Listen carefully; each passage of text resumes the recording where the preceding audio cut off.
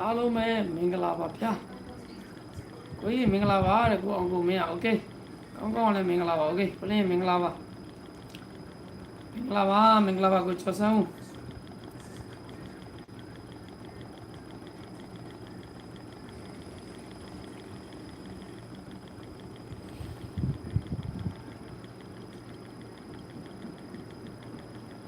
3လေးဆိုပေါက်တယ်နားကန်ညနေကကနန်းနေတော်တော်ပြောင်းတယ်နော်ညနေကကနန်းနေတော်တော်ပြောင်းတယ်လို့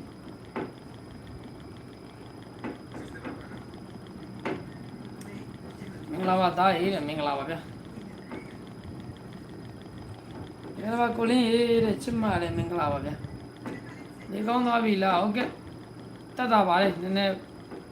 ပတ်သက်တော့နည်းနည်းဟားလို့ရတယ်ကဲမင်္ဂလာပါတဲ့မင်္ဂလာပါဗျာ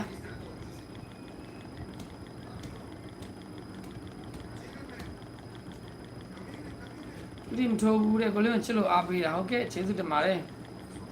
မင်္ဂလာပါကိုလင်းရေးတဲ့မင်္ဂလာပါကိုလင်းရေးတဲ့ဝမ်းကြီးနေလွဲနေတယ်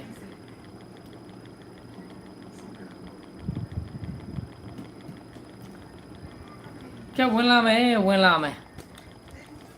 ကျွန်တော်ရဲ့ဘောဓိမိတ်ဆွေတွေအားလုံးပဲဝင်လာမယ်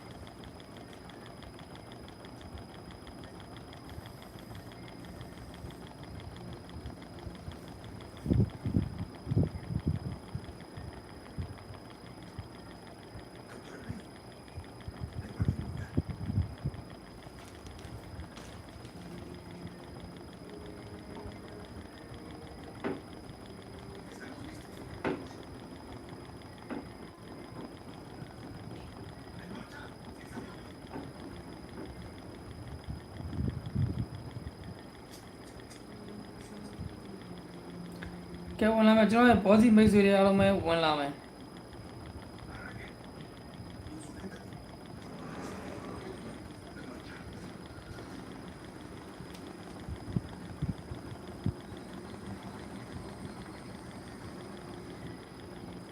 နေ့ရန်ကုန်နဲ့အားပေးနေပါတယ်ဟုတ်ကဲ့ပါဒီလေးကိုချော့စားဟုတ်ကဲ့ပါရွှေချင်းကုန်လေးတဲ့ဟုတ်ကဲ့ပါမင်္ဂလာပါကိုလင်းရေးတဲ့မင်္ဂလာပါပြည့်နေမကောင်းလားပိန်သွားတယ်ဟုတ်တယ်နေမကောင်းပိန်သွားတာဟုတ်ခုတော့တတ်တာသွားပါပြီမလာမယ်ဗျဒီကောင်းသွားပြီလားကိုလင်းရေးတဲ့ကဲဝင်လာမယ်ညနေရတာတော့ကျွန်တော်36တို့ပါလို့ဆိုလုံးဝတင်ကွက်မိတယ်နော်ညနေကကနန်းတွေတော်တော်ပြောင်းနေဗျကိုလင်းရေးတဲ့ line မှာဒုတိယဆရာတွေဆရာမတွေအများကြီးပြီဟုတ်တယ်ဟုတ်ကဘယ်လိုဖြစ်လဲဆိုကျွန်တော်ဒုတိယလောကဘိုးကအယောက်1000တပည့်က9ယောက်အဲ့လိုဖြစ်နေပြီဆရာတွေဆရာမတွေကများနေတယ်နော်ထိုးသားနဲနေတယ်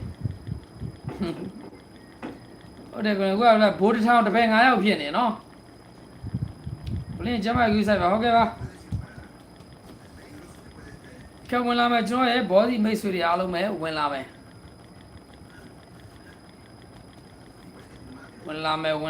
အောင်ကျော်ဖြိုးကကျွန်တော်ကိုယူတယ်စောက်ယူတယ်ဟုတ်ကဲ့ပါ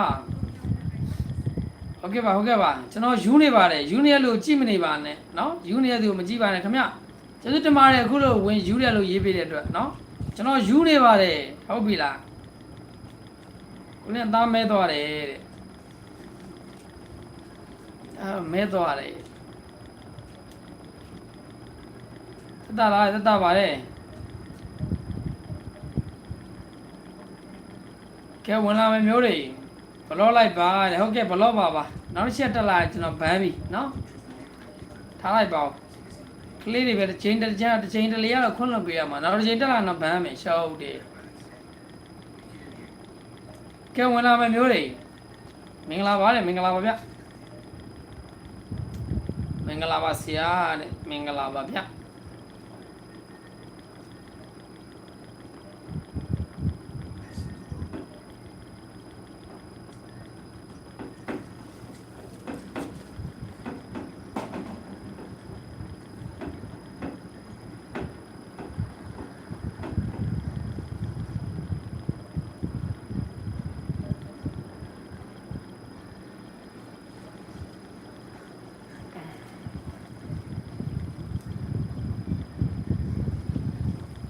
ပြုတ်နိုင်ဘာဖြစ်နေလဲမသိဘူး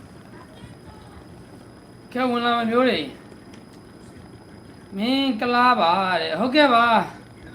ကျွန်တော်ဘာကလားလဲတော့မသိဘူးเนาะကလားပါဘာဤဝင်မှန်နေမင်းကလားပါဘာဤမှန်နေဒုက္ခမင်းကလားဘာဤကလားလဲဒုက္ခမင်းကလားဤတရုတ်တွေလာလူမျိုးကြီးဘာဤလာပြောနေကိုလင်းကနန်းနေလှုပ်ရှားနေတယ်တဲ့ယူတယ်ဆိုဘာလို့ကြည့်နေတာမကြည့်နဲ့လေကွာကျွန်တော်ပြောယူတယ်လေကျွန်တော်ယူတယ်ပြောနောက်ပြပါ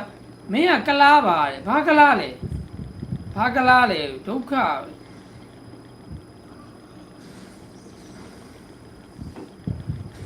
ကလားတရုတ်တွေလာပြောမနေနဲ့ဘာလာပြောနေဘာကလားလဲမင်းတို့တွေကဘာလဲမျက်ခုံးမျက်လုံးကြည့်မယ်နှကမ်းမွေးပေါက်ရင်မင်းတို့မျက်နှာတွေကကြတော့ဘူးသီးအမွေးသက်တွေလေယောက်ျားဆိုတာလေကလားတရုတ်တွေနဲ့မဆိုင်ဘူးမျက်လုံးတွေကမျက်လုံးမျက်ခုံးတွေကမျက်ခုံးနှကမ်းယောက်ျားဆိုတာနှကမ်းမွေးတွေကနှကမ်းမွေးသူတို့ original အပြည့်ရှိရတယ်နော်တောင်တပင်မြောက်တပင်နဲ့ဘူးသီးအမွေးသက်မျက်နှာမဟုတ်ဘူးနော်ဘာတွေမနာလို့ဖြစ်နေလေဟမ်အဲ့တော့ရုပ်ကအချောက်ရုံးတဲ့ကောင်တွေကငါ့ကိုဂေါ်ရီလာမလုံးနဲ့ဟုတ်ပြီလားမျက်လုံးမျက်ခုံးနဲ့နှကမ်းမွေးပါညာထွက်တဲ့ကောင်ဆိုမင်းတို့ကကလားမင်းတို့ကကလားနော်ဒုက္ခအုံနောက်တွေအဲ့ဒါပြောတာစာအုံနောက်တွေတနာစရာကောင်းတယ်ငါပြောချင်တာငါကလားဖြစ်နေခဲ့တော့ဘဝမှာအရေးကြီးလားကလားလူမျိုးတွေရှိရတရုတ်လူမျိုးတွေဖြစ်တယ်ငါတရုတ်ဖြစ်နေရောအရေးကြီးလားမင်းနဲ့ဘာဆိုင်လဲငါတရုတ်ဖြစ်နေရောမင်းနဲ့ဘာဆိုင်လဲကလားဖြစ်နေတော့လဲဘာဆိုင်လဲမွန်ဖြစ်နေတော့လဲဘာဖြစ်လဲရခိုင်ဖြစ်တော့လဲဘာဖြစ်လဲဟိုရှမ်းဖြစ်တော့လဲမြန်မာလူမျိုးတွေအားလုံးရဲ့လူမျိုးတရားရောက်ဖြစ်နေခဲ့မယ်ဆိုရင်လေဘာဖြစ်လို့လဲလို့စိတ်ညစ်ရတယ်အားလုံးမြန်မာနိုင်ငံထုံးစံတယောက်ရှိတယ်ယောက်ျားတယောက်ကလိုအပ်တာသူ့မျက်လုံးမျက်ခုံးရှိမယ်နာရန်ရှိမယ်နှကမ်းမွေးဆိုလဲတောင်တပင်မြောက်တပင်မဟုတ်ဘဲနဲ့အပြည့်ပေါက်မယ်သူ့နေရာနဲ့သူဆိုရင်ဒီကောင်ကလားပဲတကယ်ကွာတကယ်မင်းတို့ဖုန်းတွေလည်းတိုးတက်နေပါပြီကွာနော်အင်တာနက်ခေတ်ဖြစ်နေပါပြီဆိုရှယ်ခေတ်ဖြစ်နေပါပြီ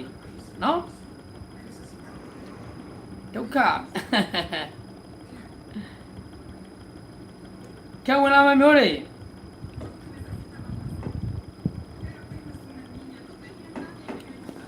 ဒီကဘာလိုင်းသားရကလားလေးရပါလေမင်းစောက်ခွက်ကိုတဲ့စောင့်ကန်ခြင်းနေတာမတွေ့စေနဲ့တဲ့ငါဂိတ်မှာတာဝန်ကျနေတယ်တဲ့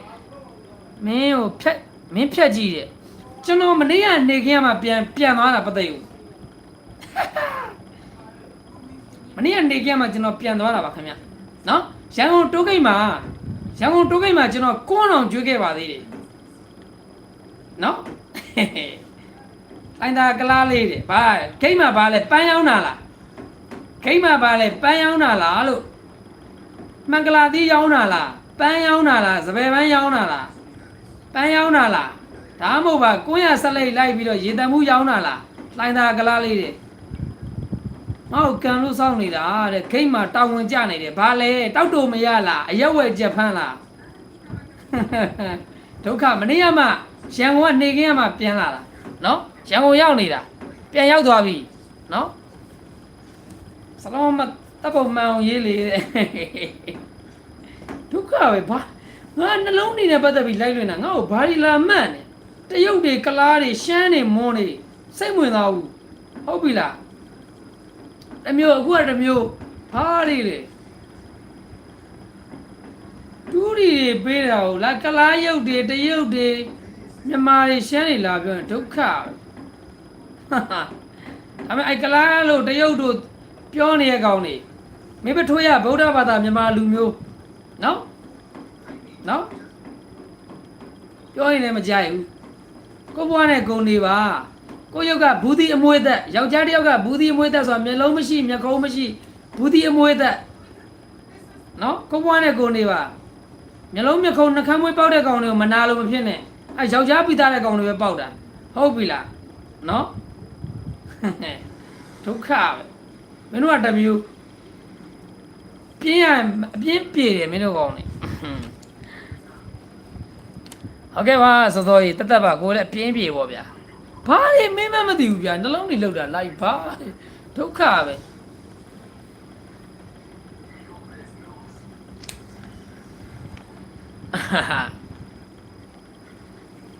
ခက်ဝင်လာမယ်မျိုးတွေမောင်လေးကိုလို့ကိုလို့ပါဟုတ်ကဲ့ပါကျွန်တော်ဘန်းလိုက်ပါပြီလိုင်းသားရကလမလားကလားလေးလားတော့မသိဘူးအဲ့ဒါလည်းဘန်းလိုက်ပြီခုနကိုဆိုတဲ့ကောင်လည်းကျွန်တော်ဘန်းထားလိုက်ပါပြီနော်ဖတ်လို့ပြီးပြောမနေကိုလင်းဟုတ်ကဲ့ပါကျွန်တော်ဘန်းလိုက်ပါပြီခက်ဝင်လာမယ်မျိုးတွေအော်ဘောကောင်လေးတဲ့အစမရှိတဲ့ကောင်တွေပြောမနေညီလေးဟုတ်ကဲ့ပါမသိပါဘူးဗျာဘာလေးပြောမှမသိဒုက္ခဘာကျွန်တော်ပြောရင်လည်းပြောတယ်ဖြစ်တယ်နော်ဒုက္ခဒီကသူတို့ခင်ဗျာတနာဖို့ကောင်းပါလေဗျာနော်သူတို့ခင်ဗျာတနာဖို့ကောင်းပါလေလွတ်ထားလိုက်ပါမင်္ဂလာပါဆရာမင်္ဂလာပါကဲဝင်လာမယ်လက်မမနေရသေးလက်မလေးနှိပ်ထားမယ်ဗျာဝင်လာမယ်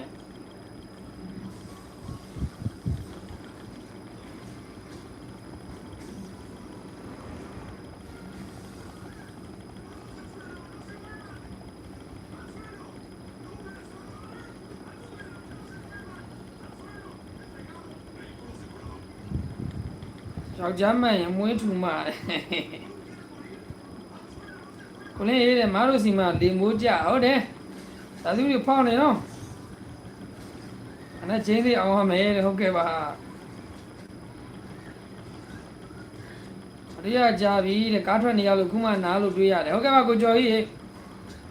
ကွန်ပျူတာကန်ကိုသာခံလိုက်မယ်ကိုလင်းရေးတဲ့ဒါပဲလေဗျာမသိပါဘူးဗျာဘာပြောမှမသိဘူးတကားကြီးတဲ့ခွေးအောင်တိုင်းထားမကြီးနဲ့အေးပြတ်တယ်တဲ့ဟုတ်ကဲ့ပါဦးစင်းရေမသိပါဘူးဘုံဘုံရဲ့နော်အေးရဘလို့လဲမသိကျွန်တော်မြန်မာနိုင်ငံတကယ်ခက်တယ်ဗျဘာတွေမှန်းဟိုမသိတာနော်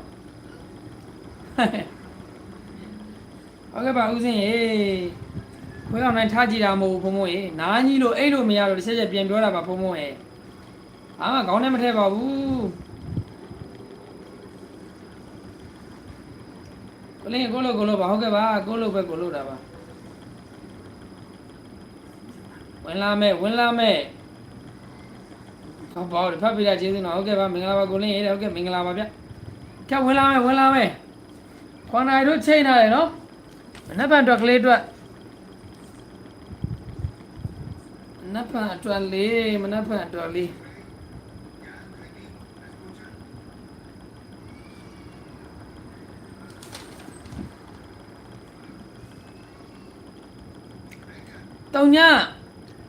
တုံည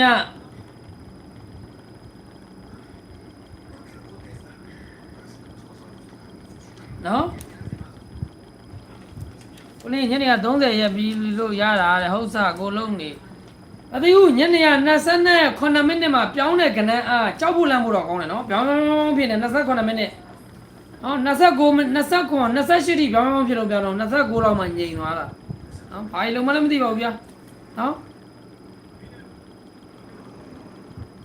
လကားကောင်တွေကိုပြန်ပြောမနေရင်တဲ့လေကုန်တာပဲရှိတာပေါ့တဲ့ဟုတ်ကဲ့ပါဒီလိုပါပဲအပြင်းပြေပေါ့နော်တုံညထွက်လို့ဆိုပြီးတော့ဒါကျွန်တော်တို့ဒုတိလောကမှာဆိုရင်လိုက်တဲ့သဘောလေးက3459လိုက်တယ်ဆိုတော့ရှစ်တစ်ဘက်က39ထွက်တယ်3459လိုက်တယ်ဆိုမနေ့က35ဟုတ်တယ်နော်မနေ့ကလိုက်တယ်နော်35နော်39ထွက်ပြီးရင်တဲ့3459လိုက်တယ်တဲ့ခွေဘူး3959ခွေဘူးလိုက်တယ်ဆိုတော့နော်မနေ့က35ထွက်တယ်လေးလဲထွက်ထားတယ်နော်လေးထွက်တာရှစ်ဘက်အဘူးတွေ66တွေလည်းထွက်တယ်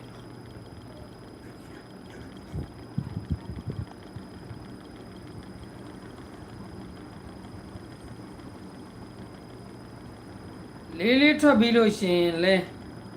နော်လေးထွက်ပြီးရင်လဲ348ကိုခွေဘူးလိုက်တယ်ဆိုတော့ညနေက39ထွက်တယ်ဟုတ်နေပြီနော်ခါတလေခွေးတွေကဟောင်းတက်တဲ့သတိထားစရာရေးဟုတ်ကဲ့ပါနော်ကျွန်တော်ပြောနေနော်39ထွက်လို့3459ဆိုတော့မနက်က35ထွက်တယ်လိုက်တဲ့သဘောတရားပြပါနော်ခွေဘူးလိုက်တာတွေဒါတချို့လူတွေသိပါလိမ့်မယ်သိပါတယ်တချို့လူတွေနော်နောက်တစ်ခုကလေးလဲထွက်ထားတယ်လေးထွက်လို့348ခွေဘူးဆိုတော့ညနေ39ထွက်တယ်66ထွက်ပြီးတိုင်းဆိုတော့66လည်းရှေ့တစ်ဘက်ကထွက်တယ်လေ66ထွက်ပြီးရင်ခွေဘူးလိုက်ခြင်းတဲ့သူတွေခွေဘူးသမားတွေ နှစ်3ခွန်8ခွေဘူးနော်နှစ်3ခွန်8ခွေဘူးသတိထားပြီပါ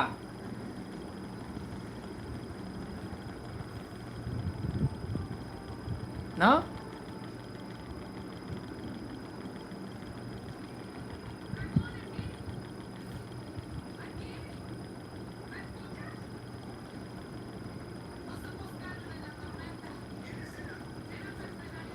ဘာလို့ဝင်မြဒေါ်လေးမော်အော်တက်လာပြန်ပြီငါလည်းနေ့ကိုမေးနေတာငါ၄၅ရက်လိုက်မလဲဆိုနေ့ကငါဒီနမမြင်မှုနေပါလေပေါ့မူတွေလားမူတွေဘာမူလဲဘာမူလဲလို့မူတွေဘာလာပြောနေကြိုက်တဲ့လူတွေရဲ့အခုဒုတိလောကမှာမသိမှတ်တာပညာမဲ့တဲ့မိန်းကလေးဒေါ်လေးမော်ဆို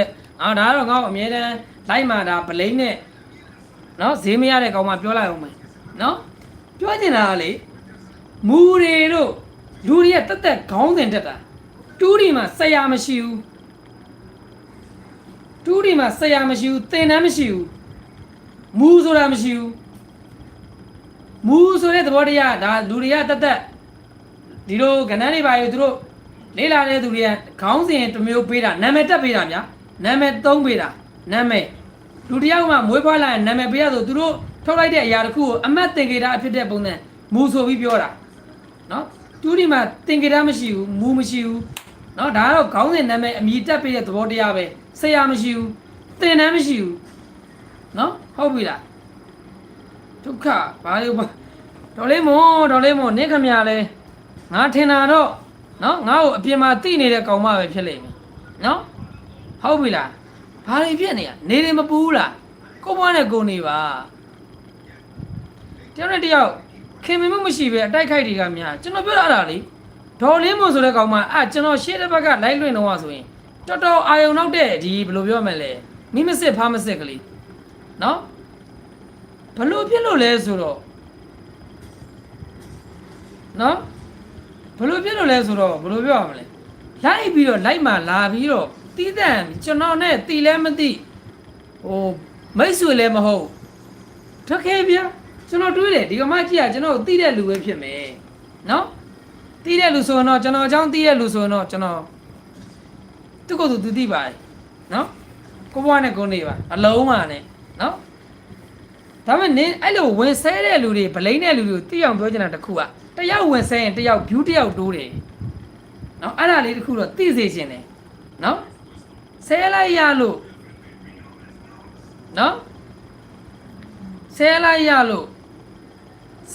လို့နိုင်သွားတယ်မထင်နဲ့တိုက်ခိုက်လိုက်ရလို့နိုင်သွားတယ်မထင်ပါနဲ့နင်တို့လည်းပြောတာဒုက္ခပါဟာ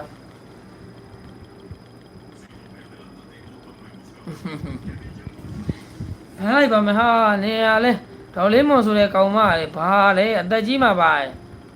အသက်ကြီးမှဂျိုထောင်းနေတယ်ဗန်းပေးလိုက်မယ်ဗျာ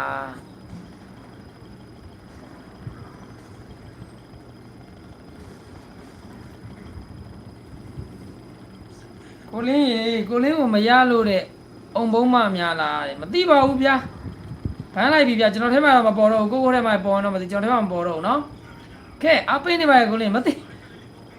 ဒီလိုပဲနေပြီးတော့သေဝိုင်းထင်တာမသေဘူးခင်ဗျာတက်လာသေးတယ်နော်ကျွန်တော်ဗန်းပေးလိုက်ပါပြီကိုလင်းမယ်ဘယ်သူမှပြန်ပြောတော့ဘူးဆိုပြီးတော့မောပါတယ်အေးစေးနေပါအပင်မြင့်တာကိုဟုတ်ကဲ့ပါတေပန်းပွင့်နေခေါ်တယ်တဲ့သိပါဘူးဗျာစိတ်ညစ်ရတယ်ဘာမှဟိုလူတွေလည်းကျွန်တော်ဒဲပြောတဲ့ကောင်ကြတော့လက်မခံဘူးတူတီလောကမှာနားလဲပိုင်းရိုက်လုပ်ပြီးတော့ကနန်းတွေကိုဝှက်ပတ်ပြီးတော့ခေါင်းစဉ်မျိုးစုံတက်ပြီးပေးနေကောင်တွေကြတော့အပြစ်မရှိဘူးเนาะကျွန်တော်ရိုးရှင်းပေးတဲ့ကောင်တွေကြတော့ဘာဖြစ်တယ်ညာဖြစ်တယ်နားလဲပိုင်းရိုက်ဟို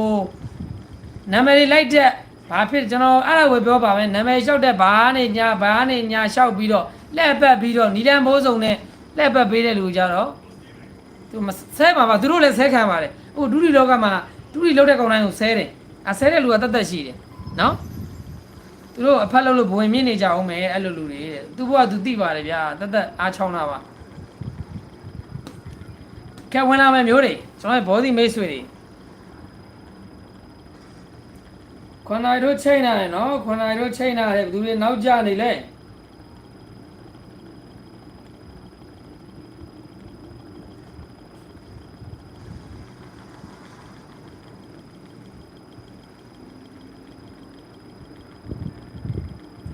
Lama maya ni lama le nai thame.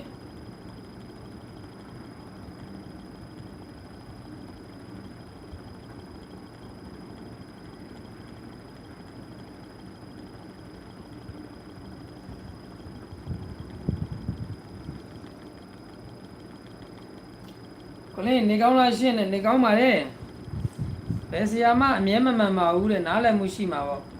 Na le ara da du aro man ya ko pyo da bo. ကျွန်တော်ဒီလိုက်မှာအခုเนาะခဏပါညာလာပေးကျွန်တော်လိုက်လွင့်ပြီးပေးတယ်မလွင့်တဲ့ခါလည်းမလွင့်ဘူးအမားမှန်ကိုလက်မခံရင်ကိုကြိုက်တာကိုလို့เนาะကျွန်တော်ကလည်းကျွန်တော်ထိုးမဲ့ကနန်းကျွန်တော်ထိုးတဲ့ကနန်းကိုကျွန်တော်လာတက်ပေးတာပါเนาะအဲ့ဒါကြောင့်ကိုမားတွေကိုလည်းပြောချင်တာတချို့ကလူတချို့ပေါ့เนาะကြိုက်မှထိုးပါမကြိုက်ရင်မထိုးပါနဲ့เนาะဘယ်သူပါပြောကိုလင်းကိုယုံနေထားတာโอเคဆရာပိန်သွားတယ်ဟုတ်ကဲ့ကျွန်တော်နေမကောင်းဘူးဗျเนาะကိုလည်းစားပြီလားမစားသေးပါဘူးမင်္ဂလာပါကိုလင်းဟေးတဲ့နှစ်လာနိုင်လားလာနိုင်တာပေါ့လာနိုင်တာဟုတ်နှစ်ကကျွန်တော်ဗိုလ်တော်မကျော်ပေးထားပါတယ်နော်โอเคပါတဲ့โอเคဒုက္ခပဲတချို့ကလည်းနော်အမြဲပေါက်ချင်းနေတဲကြည့်တော့စားနော်ဒုက္ခ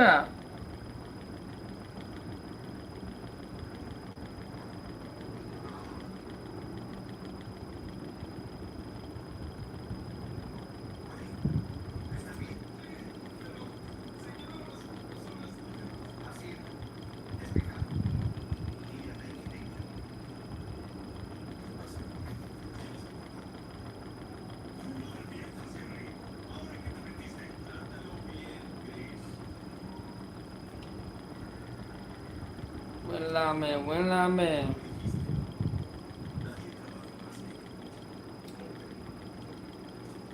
အဲ့ဒါနေကုန်နေအားကောင်းတယ်အဲ့ဒါနေကုန်နေအားကောင်းတာမဟုတ်ဘူးလက်ပတ်ညာရင်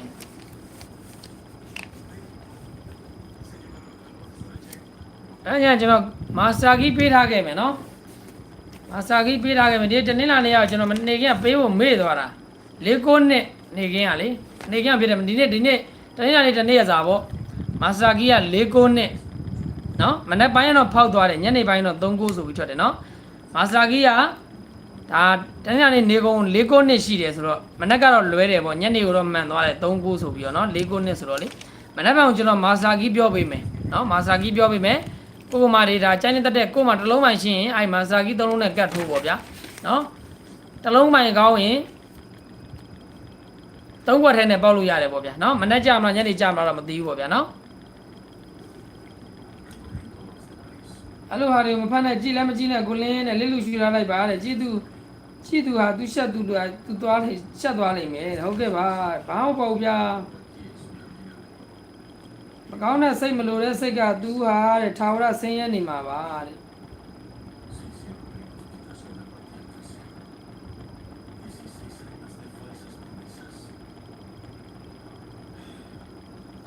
ကီလီလုံးမပေးတော့ဘူးလားဆိုကီလီလုံးကအမားမှန်ရှိတယ်နော်ကီလီလုံးအမားမှန်ရှိတယ်နော်ကျွန်တော်ပြန်စစ်ကြည့်လိုက်မယ်ကီလီလုံးလည်းလीကီလီလုံးကမနက်က9345နော်9345မနက်က35ဆိုပြီးတော့အပြီးတော်ထွက်သွားသေးတယ်ညနေကျတော့126ခွန်ညနေကလုံးဝလွဲသွားတယ်126ခွန်ဆိုတော့နော်39ဆိုတော့လွဲသွားတယ်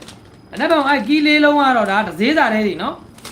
မနက်ကဆိုဒါ9345နော်အပြီးတော်ထွက်သွားသေးတယ်35ဆိုပြီးတော့မနက်ပိုင်းကြီးက9345ညနေပိုင်းကြီးကကျတော့126ခွန်လုံးဝဖောက်သွားတယ်နော်မနက်ကမှန်တယ်အဲ့လိုအမားမှန်ကိုလက်ခံနိုင်တယ်ဆိုရင်တော့မနက်ဖြန်ကိုပြောပြီးထက်ပြောပြီးမယ်နော်အိုက်ကြီးလေးလုံးလည်းနော်ခြေရုပ်နဲသွားတာလားမဟုတ်ဘူးခြေရုပ်နဲတာမဟုတ်ဘူးကျွန်တော် live လွှင့်မှမသိမလွှင့်မှမသိဖြစ်လို့မလားလားနော်ကျွန်တော် live မလွှင့်တာကြာပြီညဘက်ကောနေကင်းဘက်ကောဒီကဟိုရှေ့တစ်ဘက်ကဆို2ရက်လောက်မလွှင့်ဘူးညဘက်တွေလည်းမလွှင့်ဘူးမနေ့ကညလည်းမလွှင့်ဘူးနော်ကဲဝင်လာမယ့်မျိုးတွေကြီးနေပါကြီးမင်္ဂလာပါကိုလင်းရေးတဲ့ကိုလင်းနှစ်လာနိုင်လားโอเค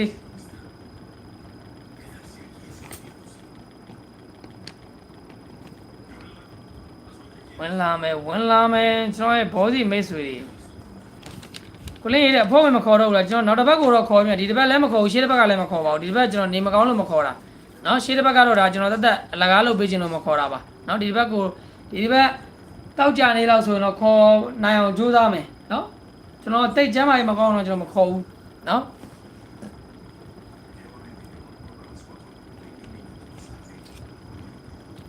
ကဲဝင်လာမယ်မျိုးတွေ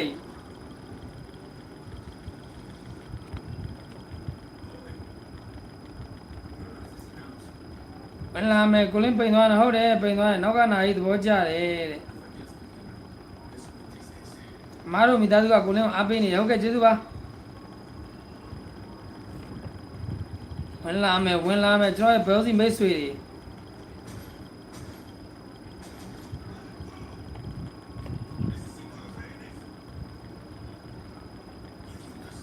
ဝင်လာမယ်အော်အရင်ဆိုတန်းကေလောက်ကိုခဏလေးပဲနော်တဲ့အခုကလည်းဗျာဘယ်လိုပြောရမလဲ view တွေကြားတယ်ဆိုတော့ကိုတယောက်လည်းတော့မဟုတ်ပါဘူးเนาะကျွန်တော်ဘော်ဒါကြီးလည်း view တွေကြားတယ်ဘာကြောင့်ကြားလဲဆိုတော့တခြားမဟုတ်ဘူးပေါ့ဘယ်လိုပြောရမလဲဟိုကရာသီဥတုကပ်ဘေးတွေစိုက်တယ်เนาะဟိုမီးတွေအရန်ပြတ်တယ်မီးကတော့သိပြဿနာမရှိပါဘူးရာသီဥတုကပ်ဘေးတွေစိုက်တဲ့အချိန်မှာเนาะကျွန်တော်မြန်မာနိုင်ငံတဝက်လောက်နီးပါးပျက်စီးဆုံးရှုံးမှုဖြစ်သွားတယ်ပြောရမယ်เนาะမြန်မာနိုင်ငံအထက်ပိုင်းမှာအကုန်လုံးထိသွားတယ်ဆိုတော့เนาะအဲ့လိုဆိုတော့ဘယ်လိုပြောမလဲနားတော့မလဲဘူးပေါ့ဗျာဒီလိုပါပဲเนาะ 3D ကိုကျွန်တော်၄ကိုအတွဲပေးထားပါတယ်၄ကိုအတွဲเนาะတလုံးကတော့ကိုယ့်အောင်ရှာပြီးကတ်ချင်ကတ်ဒါပေမဲ့ဟိုကျွန်တော်အရင်ပေးနေကြကျွန်တော်အတိမိတ်ဆွေအနေရှိရရရင်တော့ကျွန်တော်ပေးပေးမယ်အဲ့ဒါလေးကတကွက်နှစ်ကွက်ထဲပါเนาะဒီ၄ကိုအတွဲကတော့ကျွန်တော်စူးစမ်းပေးထားတာ၄ကိုအတွဲเนาะဒါကျွန်တော်လေးလာပြီးတော့စူးစမ်းပေးထားတာလေးပေါ့เนาะ၄ကိုအတွဲနှကန်းနေဖြူနေတယ်ကျမကြီးမကောင်းပါဘူးဆိုနှကန်းဖြူတဲ့အကြောင်းပြောနေဗရိတ်ရရင်ပြောပြပါမယ်ကိုလင်းဗရိတ်ကိုလိုက်တဲ့အဖွဲကပါဟုတ်ကဲ့ပါဗရိတ်သမားတွေဗရိတ်ပြောပေးမယ်စိတ်ချဗရိတ်မရသေးလို့တွက်လိုက်အောင်မယ်နော်သူတမရက်နဲ့သူထွက်မှာဆိုတော့လေနော်နာမည်လေးခေါ်ပေးပါဦးနဲ့ကိုလင်းဟုတ်ကဲ့ပါအခုကလည်းအင်္ဂါဗုဒ္ဓဟူကြာတာပရိကိုဟို free ပတ်တီးထုတ်ပေးရနေရလဲပတ်တီးရထွက်ပြီနော်ဟို main ပတ်တီးရတော့ဒါတနေ့ကလေအခုမှစားတာဆိုတော့မထွက်သေးဘူးပေါ့နော် free ပတ်တီးသိချင်တဲ့သူတွေကိုလည်းသူကတော့ရက်သက်မှတ်ထားတဲ့ရက်ကတော့အင်္ဂါဗုဒ္ဓဟူးကြာတာပရိ3ရက်စာเนาะအခုကျွန်တော်မနေ့ကပေးတဲ့မနက်ကညနေခင်းကပေးထားတဲ့နှစ်တလုံးကကြတော့တနင်္လာအင်္ဂါဗုဒ္ဓဟူးသူကတော့ဗုဒ္ဓဟူးမကျော်เนาะအရင်တော့ဒါအဖွဲ့ဝင်တွေကိုပေးတဲ့ပတ်တီးကဒါ main ပတ်တီးကိုပေးပြီးတော့ဗုဒ္ဓဟူးမကျော်ဒီ free ပတ်တီးကိုကြတော့ကျွန်တော်ဒါပတ်တီးထွက်သွားလို့ရှိရင်ဒါအင်္ဂါဗုဒ္ဓဟူးကြာတာပရိဆိုပြီးကျွန်တော်ပေးနေကြ free ပတ်တီးเนาะအဲ့တော့လိုချင်တယ်ဆိုလဲပေးထားမယ်ကြိုက်နေတဲ့ပတ်တီးကိုယူသုံးမကြိုက်ရင်မသုံးနဲ့เนาะပတ်စံကရှားနေတာတဲ့တိတ်မထိုးပြတော့တာသားကြီးဟုတ်တယ်ကျွန်တော်တောင်ထိုးတာရေ short ထိုးတယ်ပွင့်လင်းပြောတာပတ်စံရှားတယ်ဟုတ်တယ်မှန်တယ်နော်အခုကဒိုင်စားတွေလည်းဒီလာထဲမှာချတယ်အကြံမရောက်ခင်တည်းကဒိုင်စားတွေဒိုင်ရင်တော့ကိုအများကြီးကြည့်တယ်ချိုးရပြောတယ်တရုတ်ကဂိုင်တယ်လို့ဘာလို့ပြောနေနှလုံးကြီးလိုင်းအောင်နော်နားတော့မလဲဘူးအဲ့လောက်ထိတော့ကိုအုံးတော့လည်းမမီဘူးနော်စိတ်လည်းမဝင်စားဘူးထွက်ချင်တဲ့ကောင်လုံးချင်တဲ့ကောင်လုံးနော်ကနန်းတွေကအခုထွက်တာတွေကပုံလဲသိမ့်မကြဘူးဒိုင်စားတွေများတယ်ဒိုင်တော့ကိုကြည့်တာများတယ်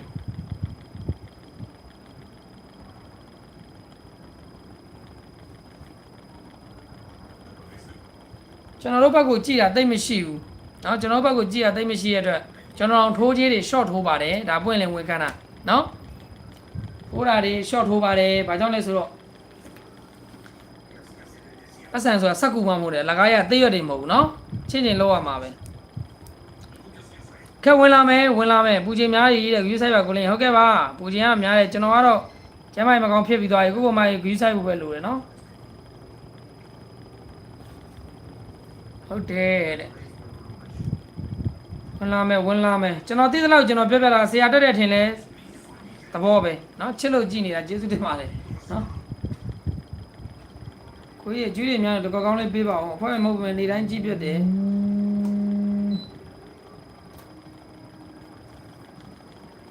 ဂျာသာပရိဖောင်းတယ်ကိုလည်းဟုတ်တယ်ဂျာသာပရိတည်းဖောင်းတယ်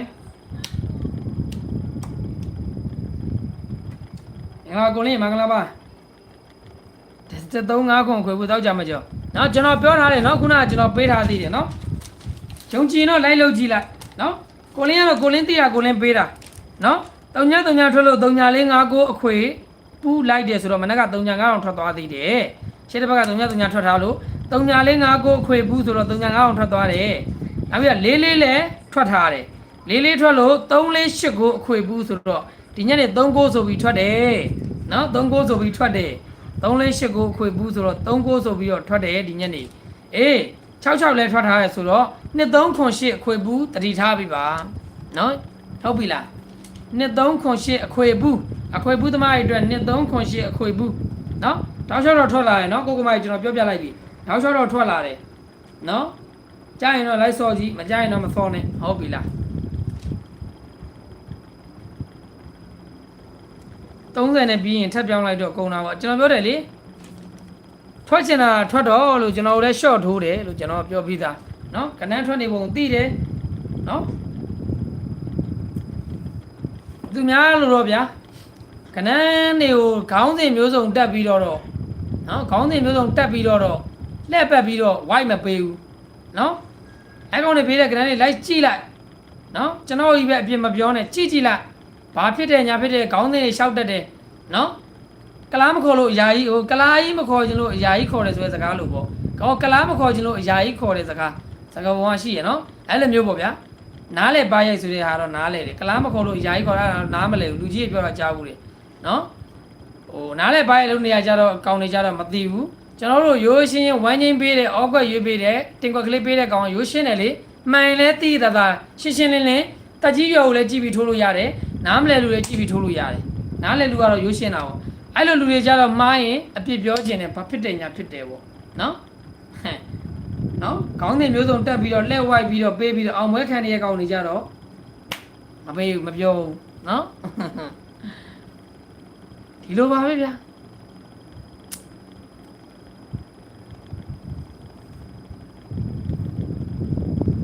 ဝင်လာမယ်မျိုးတွေကျွန်တော်သိတာကျွန်တော်လွှဲလာထားတဲ့အတိုင်းအတာလေးတွေကိုပွင့်လင်းပြောပြတဲ့ကောင်ကြတော့တစ်ခါမှ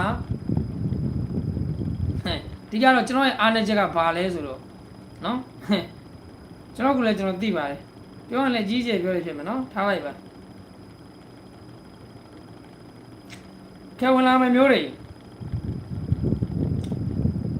ဝင်လာမယ်ကျွန်တော်ရဲ့ body base တွေအားလုံးပဲဝင်လာမယ်မတော်ကရိုးရှင်းတာပဲနားလဲတယ်နှစ်3ခွန်ရှိအခွေပြောခဲ့ပါ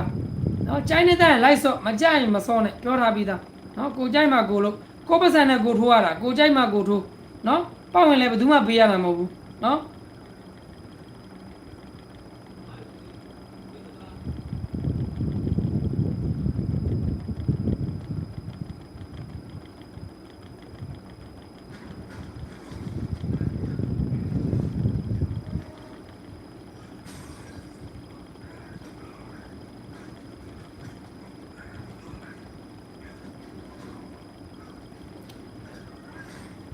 ကဲအားလုံးပဲဝင်လာမယ်နော်လက်မမနေရသေးတဲ့ဆိုရင်လက်မလေးနှိပ်ထားမယ်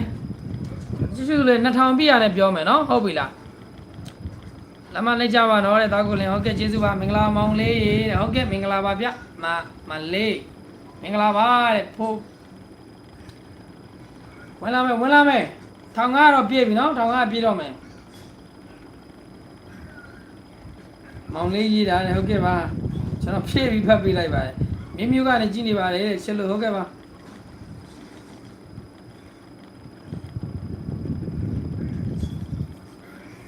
နှစ်ကိုစားလို့လိုက်လို့မနှက်ပြန်အာမကောင်းသိချင်ပါတယ်ကိုလင်းဟုတ်ကဲ့ပါဗီဒီယိုလေးကိုကျွန်တော်ဗီဒီယိုလေးပြီးဆုံးအောင်ကြည့်ပြီးပါနော်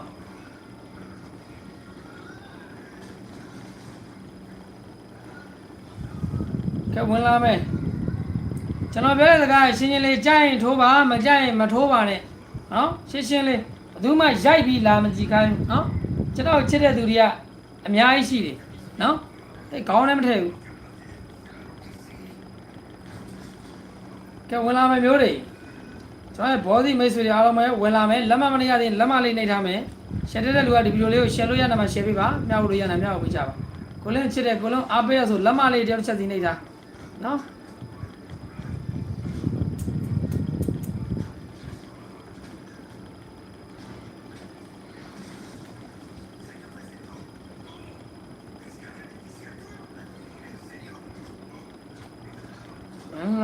ဝင်လာမယ်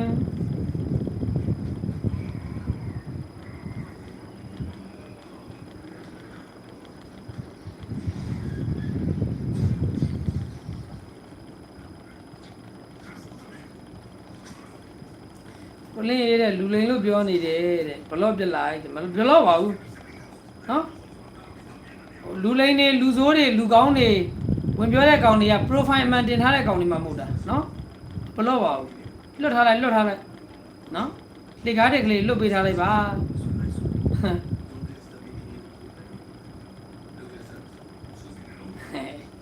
ကိုပိုင်ကြီးတဲ့890ဟာဟုတ်ကဲ့ပါကိုကြိုက်တာကိုလုပ်ပါ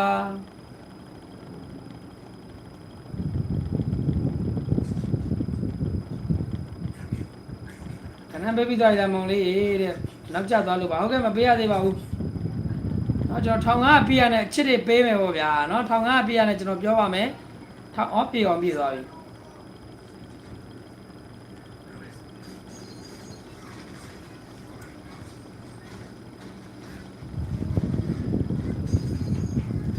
ကိုကြီးရမ်းချစ်တယ်ဗျာတဲ့ဟုတ်ကဲ့ပါကိုကြီးမင်္ဂလာပါနော်တဲ့မင်္ဂလာပါ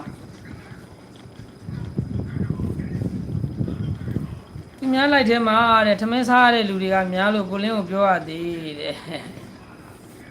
ကိုလင်းလိုက်ထဲ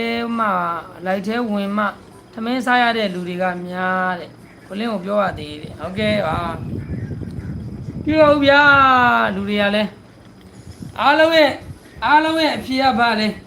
မနာလိုစိတ်ပေါ့ဗျာနော်လူတယောက်ကိုကျွန်တော်ကိုသိလည်းမသိဘူးမိတ်ဆွေလည်းမဟုတ်အပေါင်းအသင်းလည်းမဟုတ်ဘဲနဲ့ဗလိ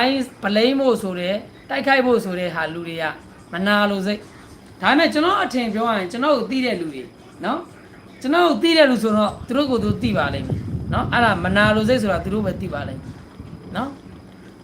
မနာလိုမဖြစ်နဲ့ကိုဘွားနဲ့ကိုနေလို့ပြောတော့လေမင်းတို့တွေကဒုက္ခခက်စမယ်နော်ရှိတဲ့လူလေးနဲ့စမယ်ဦးစားပထမအနေနဲ့ဒူရီလက်ကလင်း channel နေပြီးကိုကမအားလုံးပြန်လည်ပြီးတော့နေလေးတော့ကြိုဆိုလိုက်ပါတယ်နောက်တစ်ခုကလည်းကိုလင်းရဲ့ channel ခုမှတွေ့ရသူခုမှမြင်တဲ့သူ channel လေးကို subscribe မလုပ်ရသေးတဲ့သူတွေ channel လေးကို subscribe နေပေးတာပါနှိပ်ပြီးသားကိုရီမတွေကလည်းဒီဗီဒီယိုလေးကိုဒူရီနဲ့ပတ်သက်တဲ့ညမှာ share လို့ရနေမှာ share ပေးပါမျှဝေလို့ရနေမျှဝေပေးကြပါနော်ကိုလင်းကိုချစ်တဲ့ကိုလင်းအားပေးဆိုလက်မလေးတယောက်ချက်စီနှိပ်ပေးတာမယ်နော်ဟုတ်ပြီလား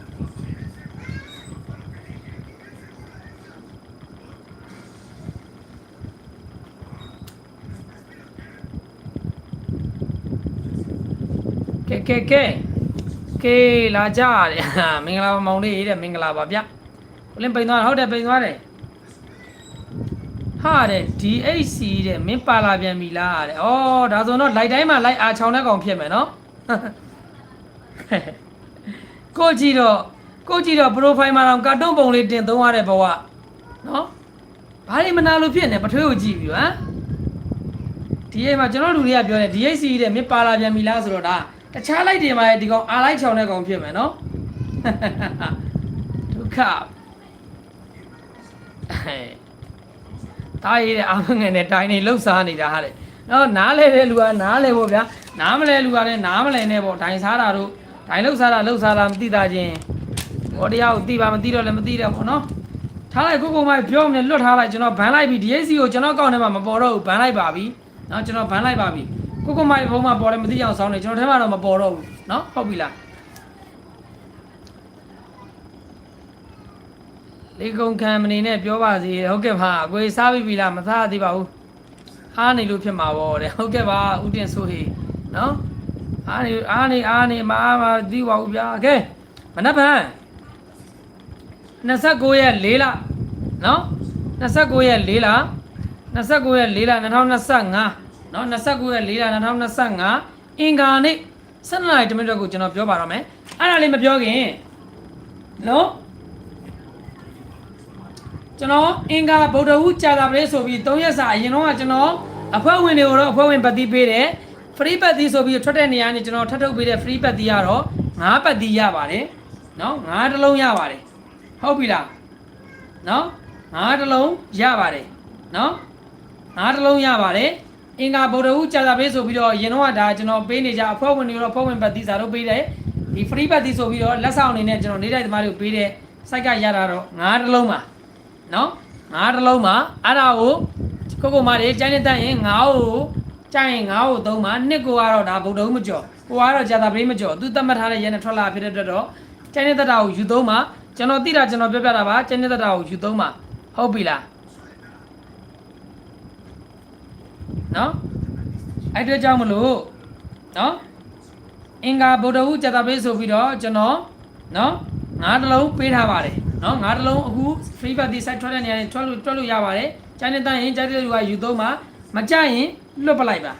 အလကားရတာနော်အလကားရတာမကြရင်လွတ်ပလိုက်နော်ဟုတ်ပြီလားနော်โอเค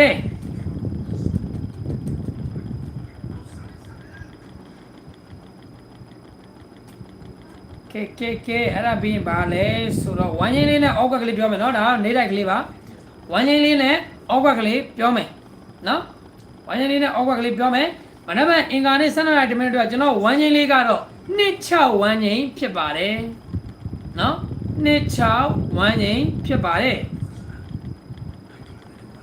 မနက်ဖြန်အင်္ဂါနေ့12နာရီ10မိနစ်ဒီဘက်အဖွဲ့ဝင်မခေါ်ဘူးနော်ဖုန်းပိတ်ထားတယ်ဟုတ်တယ်အဖွဲ့ဝင်မခေါ်တာနှစ်ဘက်ရှိတော့ပါပြီရှေ့တစ်ဘက်ကတော့ကျွန်တော်အလကားပေးခြင်းလို့ကိုမတွေကိုဒီတစ်ဘက်ကတော့ဒါကျွန်တော်ကျမ်းမာရေးမကောင်းလို့နေမကောင်းလို့နော်မခေါ်တာပါဒီလာမယ့်ဘက်ကတော့ကျွန်တော်ခေါ်ပေးပါမယ်နော်တောက်ကြနေလောက်မှခေါ်ပေးမယ်နော်အခြေအနေရပဲနော်ခေါ်ရင်ပြောပေးမယ်မခေါ်ရင်မပြောဘူးဟုတ်ပြီလားနော်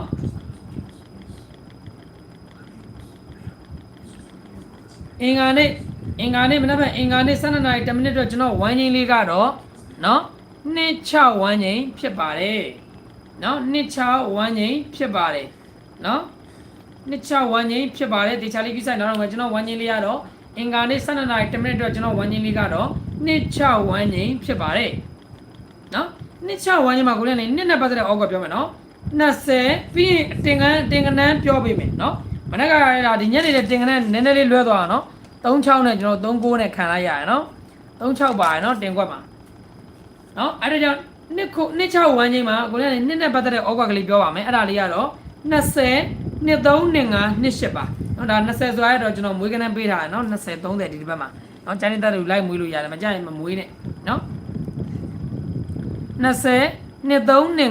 28ပါနှစ်ပတ်တည်းရဲ့အောက်ကပါ16ဝမ်းချင်းမဟုတ်ပါဘူးနှစ်ခွန်26ဝမ်းချင်းမှာ26ဝမ်းချင်းဖြစ်ပါတယ်ကျွန်တော်ဝမ်းချင်းလေးကတော့26ဝမ်းချင်း26ဝမ်းချင်းပါနော်26ဝမ်းချင်းပါကလေးနှစ်နဲ့ပတ်သက်တဲ့အောက်ကကလေးကိုပြောမယ်20 23 25 28ပါနော်20 23 25 28ပါကိုမစားတော့ဘူးလားကိုစားလို့မရဘူးဒီမှာတဖုံးရောင်းနေတယ်စားကျင်တာမှတပိုင်းကိုသေးနေရပဲ20 23 25 28ပါ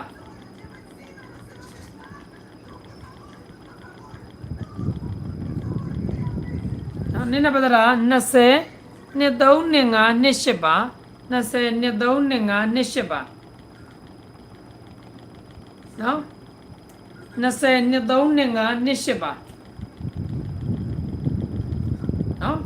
โอเคလားမန်းတဲ့လူလည်းမတွေ့ဘူး20 23 25 28မန်းတဲ့လူလည်းမတွေ့ဘူး20 23 25 28ပါโอเค20 23 25 28ပါဒါကြောင့်နင်းနဲ့ပတ်သက်တဲ့ကျွန်တော်ကြားလို့ရွေးချက်ပေးထားတဲ့ကဏ္ဍကဲအဲ့ဒါပြီးရင်6နဲ့ပတ်သက်တာကတော့60 61 63 65နော်6နဲ့ပတ်သက်တာကတော့60 61 63 65နော်6နဲ့ပတ်သက်တာကတော့60 61 63 65နော်6နဲ့ပတ်သက်တာကတော့60 61 63 65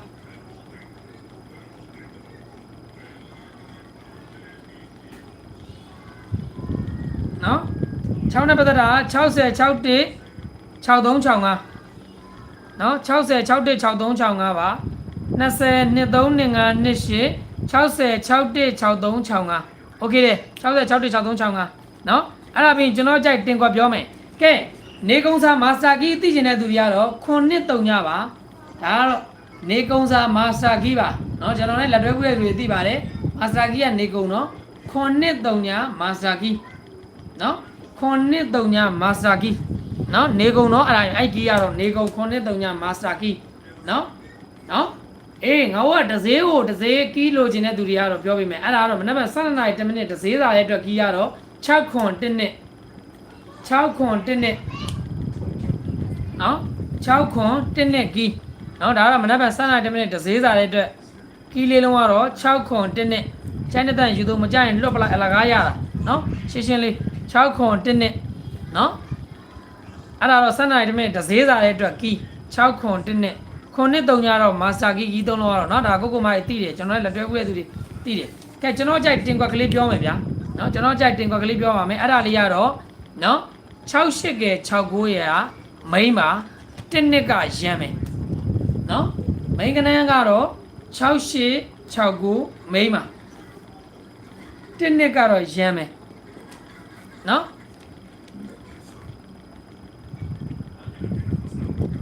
6869မိန်းပါ1နှစ်ကတော့ရမ်းမယ်68က69ရဲ့မိန်း1နှစ်ကတော့ရမ်းမယ်နော်โอเคရနော်6869မိန်း1နှစ်1ရမ်းမယ်โอเคဒါပဲပြောချင်တာဒါပဲကဲအားလုံးကျေးဇူးတင်ပါတယ်အားလုံးပဲဒီဗီဒီယိုလေးကိုပြီးဆုံးအောင်ကြည့်ပြီးကိုကိုမတရားချင်းစီတိုင်းစိတ်ကျမ်းမာခြင်းကိုကျမ်းမာခြင်းလုံးဝပြည့်စုံကြပါစေစီးပွားရေးကျမ်းမာရေးလူမှုရေးဆန်းဆန်းအဆင်ပြေကြပါစေအသက်ရှူလန်းဝင်ကြပါစေဘာပဲလို့အောင်မြင်မြင်နဲ့လုံးသမျှကြံသမျှတွေအဆင်ပြေချောင်းမွေပြီးတော့နော်တရားချမ်းမြေပျော်ရွှင်ပြည့်စုံချမ်းသာတဲ့ပြည့်စုံတဲ့မိသားစုတွေကိုပိုင်ဆိုင်ကြပါစေနော်ရာသီဥတုဘေးကွက်အနေနဲ့မှလည်းကင်းရှင်းကြပါစေနော်အားလုံးလည်းဂီးဆွဲကြပါရာသီဥတုအရန်ပူတယ်နော်ဟုတ်ပြီလားကဲဒီဗီဒီယိုမြင်လိုက်တဲ့သူတိုင်းမနက်ဖြန်နေကင်းတနင်္လာထိုးလင်းမဲ့လိုက်မှပြန်ဆုံးမယ်နော်ဒီဗီဒီယိုမြင်လိုက်တဲ့သူတိုင်းမနက်ဖြန်နေကင်းတနင်္လာထိုးလင်းမဲ့လိုက်မှပြန်ဆုံးမယ်ဟုတ်ပြီလားနော်ဒီဗီဒီယိုမြင်လိုက်တဲ့သူတိုင်းမနက်ဖြန်နေကင်းတနင်္လာထိုးလင်းမဲ့လိုက်မှအားလုံးပဲပြန်ဆုံးမယ်နော်အောင်ပွဲခံတဲ့ like ဖြစ်ပါစေပဲကိုလင်းဆူတောင်းပေးပါတယ်နော်မနက်ဖြန်ညနေလေးတော့ကျွန်တော်စူးစမ်းပြန်ဒီဗီဒီယိုမြင်လိုက်တဲ့သူတိုင်းမနက်ဖြန်နေကင်းတနင်္လာထိုးလင်းမဲ့ like ကိုလာခဲ့ဖို့အားလုံးကိုဖိတ်ခေါ်ပါတယ်အားလုံးကျေးဇူးတင်ပါတယ်အားလုံးပဲ good night ပါနော်မနက်ဖြန်နေကင်းတနင်္လာထိုးလင်းမဲ့ like မှပြန်ဆုံးမယ်ဟုတ်ပြီလားအားလုံးကျေးဇူးတင်ပါအားလုံးပဲတက်တာပါအားလုံးပဲတက်တာပါ good night ပါ